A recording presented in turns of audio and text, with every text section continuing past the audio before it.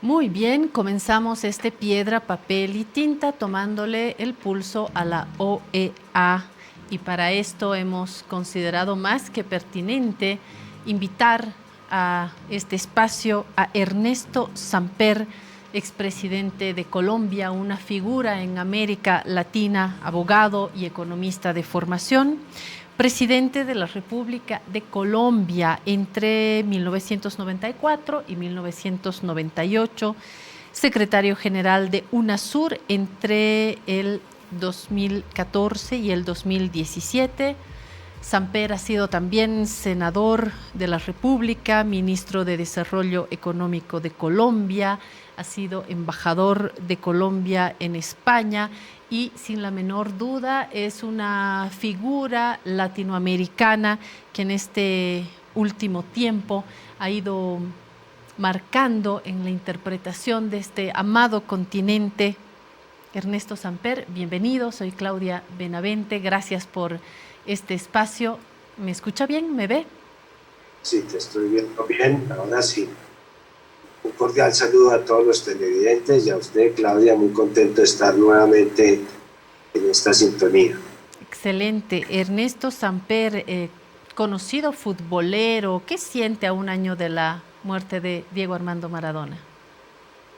Nos hace mucha falta porque Maradona no solamente era un símbolo en Argentina, era uno de esos símbolos que adopta toda la región, que en estas épocas de contradicciones, de vacíos, de personas que se van, de personas que hacen falta, pues añoramos los símbolos para llenar estos vacíos y por lo menos nos queda el recuerdo de Maradona, de sus goles, de sus actuaciones en estos momentos de mundial y en estos momentos de efervescencia futbolera. Así es, y recordamos también su vida, ha sido un gigante del fútbol y tan latinoamericano en esa vida tan turbulenta y llena de emociones también, ¿no? Tan él, tan leal con él mismo. Recuerdo con usted a Diego Armando Maradona, a un año yo decía Maradona más vivo que nunca en el continente. Ernesto Sí. Samper, hoy queremos tomarle el pulso a la OEA. Los gobiernos de Bolivia, de Argentina y de México han impulsado un evento en la sede de la OEA en Washington para discutir el papel de esta organización en las elecciones bolivianas del 2019, que como bien sabe ha desatado esta crisis postelectoral con un informe que llegó anticipadamente, no estaba completo, no llegó por la vía diplomática que se había comprometido a llegar y después se presenta un informe ya completo que es cuestionado, apoyado por algunas instituciones, cuestionado por otras y según estos países los hallazgos de los expertos fueron claros y condenatorios contra la Organización de Estados Americanos. No se ha encontrado evidencia de fraude en la elección del 2019. Sin embargo, hoy hay varios representantes políticos de las oposiciones que insisten con esto y no solamente representantes políticos, también parte de la población que firma esta narrativa del fraude. Quisiera primero la lectura suya, expresidente, y luego hablar de lo que se viene a futuro, porque no solamente es llegar a una verdad en Bolivia, sino pensar en esta institución, ¿no? Sí, primero, a mí está absolutamente claro que hubo una estrategia de la cual sirvió como instrumento, entre otras personas, el secretario general de la OEA, el señor Almagro, cuando ocurrió la primera vuelta de las elecciones, en las cuales prácticamente quedó elegido Juan Evo Morales. En ese momento la OEA, que había venido avalando todo el proceso de una manera absolutamente extemporánea e inexplicada, legitimó la supuesta existencia de un fraude que obligaría o bien a ir a la segunda vuelta o simplemente desconocer las elecciones, que fue lo que finalmente sucedió, y más que la responsabilidad por este hecho que ya de por sí era grave, la OEA y el señor Almagro tienen que asumir la responsabilidad por lo que sucedió en el país el año siguiente, porque prácticamente gracias a esa denuncia de un supuesto fraude se legitimó la presencia de un gobierno militar, porque era un gobierno militar, así hubiera una cabeza civil, que durante un año ejerció una represión absolutamente desconocida en Bolivia desde hacía muchos años, y motivó inclusive la necesidad de la salida al exilio de Evo Morales prácticamente para salvar su vida, algo en lo cual tuvimos que ver el Grupo de Puebla, que es un grupo que estuvo apoyando el proceso de aclaración. Pero valga la pena señalar, Claudia, que la denuncia de fraude no salió ni siquiera de los amigos del gobierno, ni tampoco de los amigos por fuera de Evo Morales, salió de unas instituciones muy respetables, instituciones académicas de los Estados Unidos, que fueron, cuyas advertencias y cuyos hallazgos fueron recogidos por medios de comunicación muy serios, muy reconocidos en los Estados Unidos. Fue precisamente allí donde se comenzó a saber de qué manera se había ido orientando las cifras y el manejo de las cifras hasta producir esta idea del fraude que siguió a la declaración del desconocimiento de las elecciones que hizo Almagro en un primer momento. Creo que esta es una parte sórdida de la historia de Bolivia, que por el bien de la democracia boliviana, por el bien de todos los ciudadanos bolivianos, tiene que aclararse necesariamente, porque en ese año hubieron temas que tienen que ser investigados y juzgados dentro de este contexto de que no se hubieran producido si se hubiera aceptado la continuidad de la democracia como estaba claramente establecido en las primeras elecciones presidenciales de ese año. Presidente, lejos de aclararse, lo que siento que está sucediendo en Bolivia es que se están instalando estas dos interpretaciones que acá en Bolivia llamamos la narrativa del fraude y la narrativa del golpe, que han dividido, y esta división se está profundizando en el país. No hay una verdad histórica ni sobre el golpe ni sobre el fraude, porque no hay un reconocimiento de estos otros informes, no hay un diálogo sincero entre las distintas fuerzas políticas para sentarse en una mesa y decir hubo o no hubo prueba. Sucede lo mismo con el gobierno de transición y con el quiebre institucional, al punto que hoy, cuando entrevisto a algunos representantes políticos, me hablan, hoy diputados de la oposición, me hablan de un fraude en las elecciones del 2020, elecciones que dan como ganador al Movimiento al Socialismo, presidente Luis Arce, vicepresidente David Choquehuanca, con el 55.1%.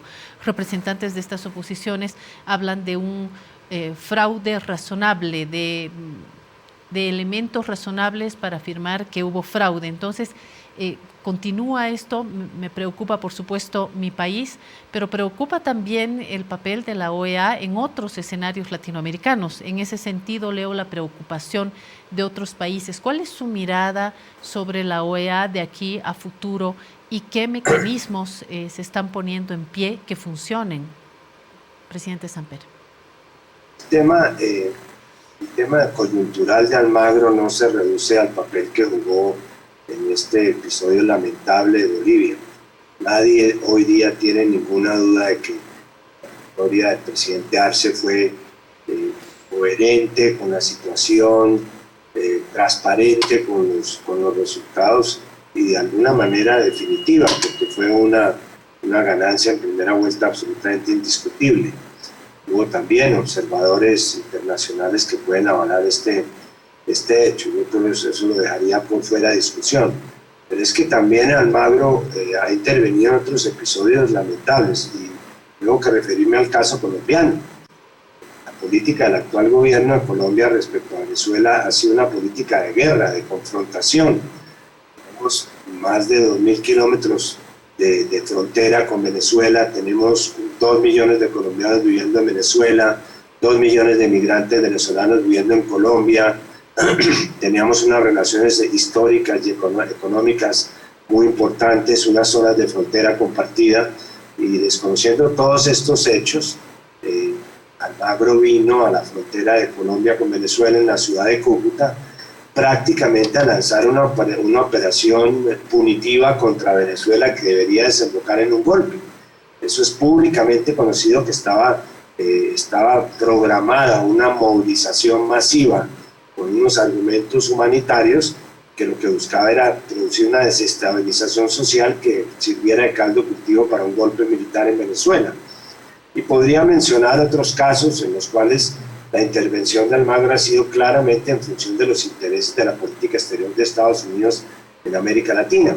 Ahora bien, a eso debe sumarse que el sistema interamericano, que fue el espacio en el cual después de la Segunda Guerra encontramos como la manera de relacionarnos todas las Américas, América del Norte, Centroamérica y América del Sur incluido, agregando el Caribe, ese sistema está haciendo aguas.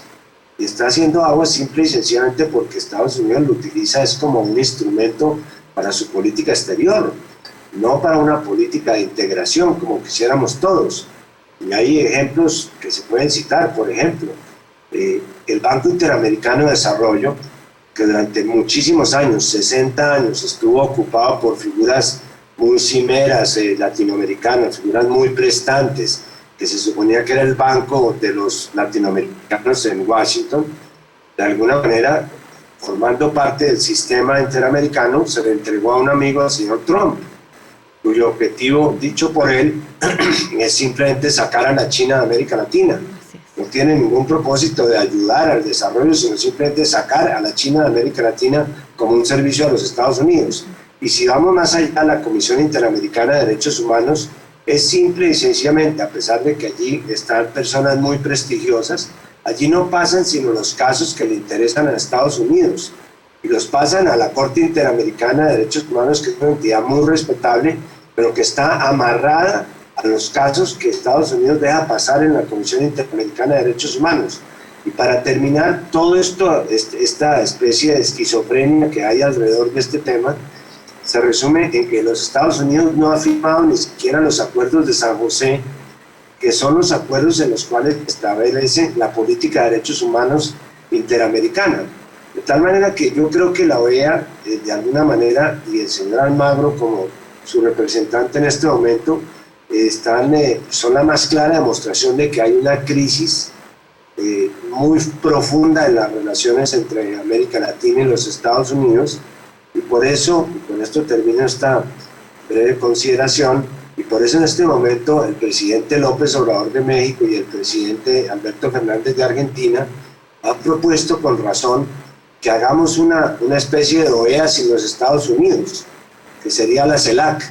Es decir, que encontremos un mecanismo en el cual nos podamos entender los 34 países sin pedirle permiso a los Estados Unidos, sin que nos digan los Estados Unidos cuáles deben ser las prioridades de nuestra integración. Sobre esta consideración, presidente, ¿qué es lo más pertinente? ¿Apostar a una cirugía dentro de la propia OEA o, como acaba de señalar, en salir de la OEA y plantear un mecanismo después de varios fracasos, mucha sigla, pocas nueces en la región? Pero ¿valdrá la pena plantear apuestas sin Estados Unidos, tomando en cuenta los oleajes políticos, ideológicos que hay en nuestra región? Seguimos en crisis, no solamente en las crisis que ha dejado la pandemia, en las crisis políticas en cada uno de nuestros países, sino una crisis en la región respecto de los valores de la democracia. El Latinobarómetro ha planteado que una parte de la población está desilusionada de los partidos políticos, pero lo que alarma es que una parte importante de esta población sí está de acuerdo con la democracia, pero podría aceptar un gobierno no democrático a cambio de un estar bien. Son elementos que están hoy atravesando la región. Reitero la pregunta, ¿dentro de la OEA o una batalla por fuera tomando en cuenta todas estas crisis? Mira, un buen ejemplo el de la pandemia para saber cómo es de importante la integración entre nosotros. Yo fui secretario general de UNASUR durante varios años y alguna manera el conocimiento para decir que nunca había sido tan importante la integración como en esta época de la pandemia, y nunca habíamos estado tan desintegrados como en esta época de dificultades. Le voy a dar un simple ejemplo. UNASUR tenía un instituto de salud que funcionaba en Río de Janeiro con el apoyo de la Fundación Fiocruz, que es muy respetable en Brasil. Ese instituto se había especializado precisamente en el tema de pandemias.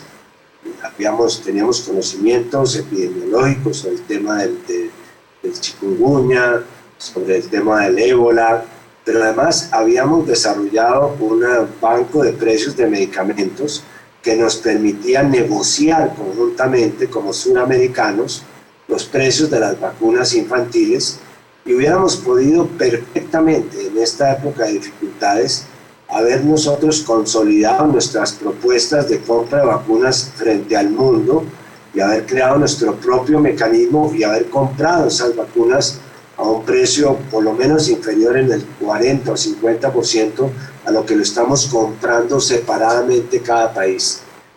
No fue posible ni siquiera en la época de la pandemia que se reunían los ministros de salud de América Latina una sola vez. No ha sido posible porque esto no ha terminado.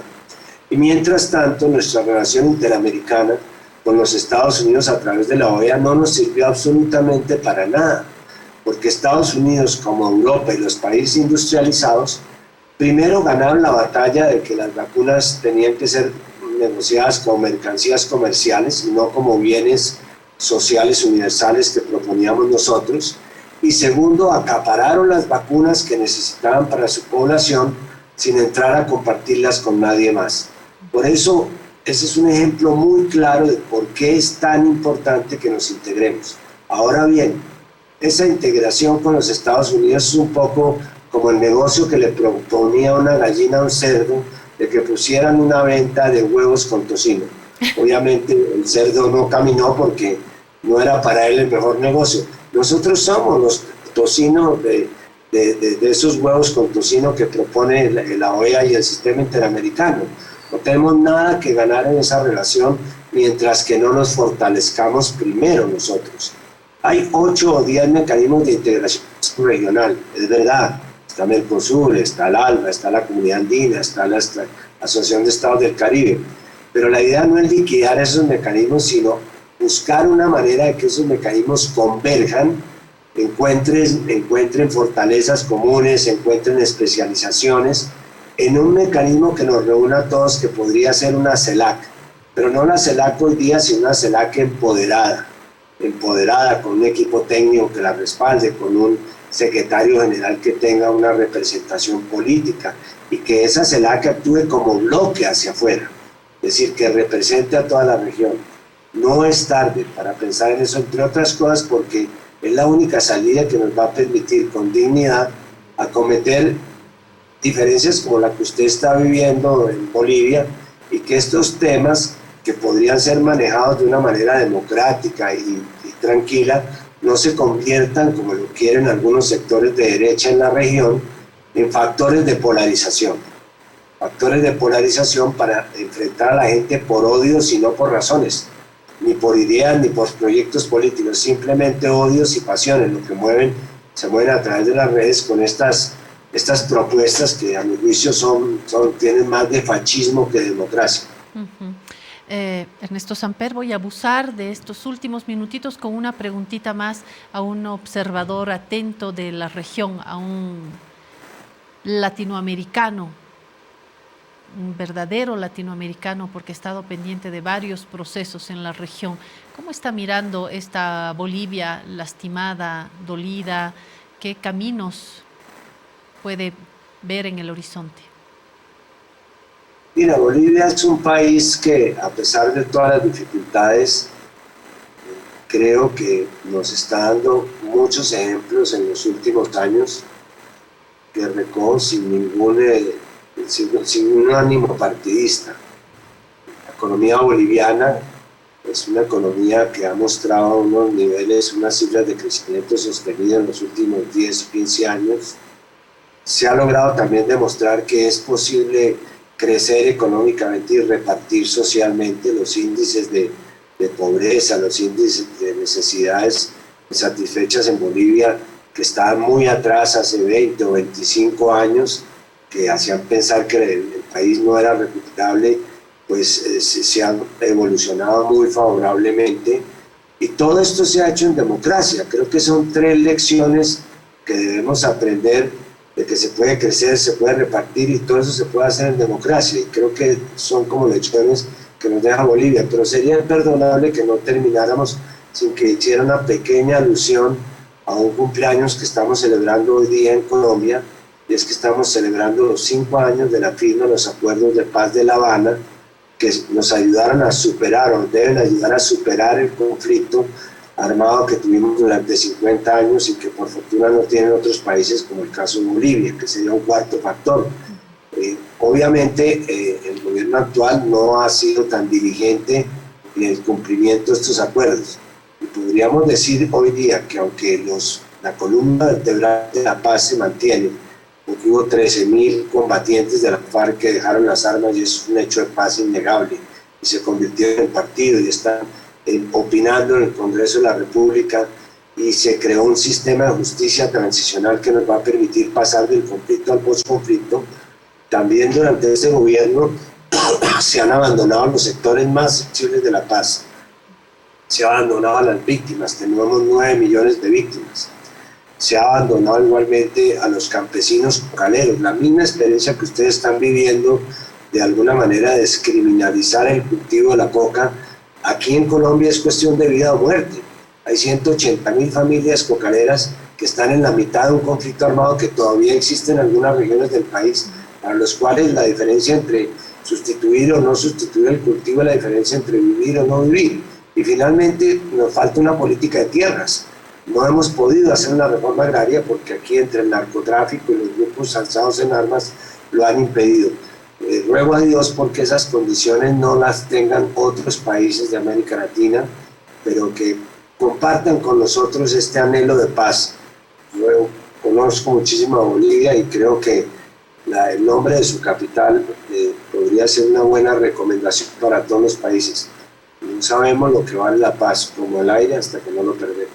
Así es, recibimos con las 2 manos las palabras de Ernesto Samper, porque como todo colombiano sabe, particularmente en Colombia se sabe del valor de la paz. Le agradezco muchísimo por estos minutos, presidente, y esperemos que podamos volver a estar en contacto con usted para hablar de Bolivia, de Colombia y de la región. Ha sido realmente un honor estar en contacto con usted. Muchas gracias, Claudia, a usted, a los televidentes y a todos los bolivianos, un abrazo muy profundo de Colombia. Le devolvemos este abrazo, presidente.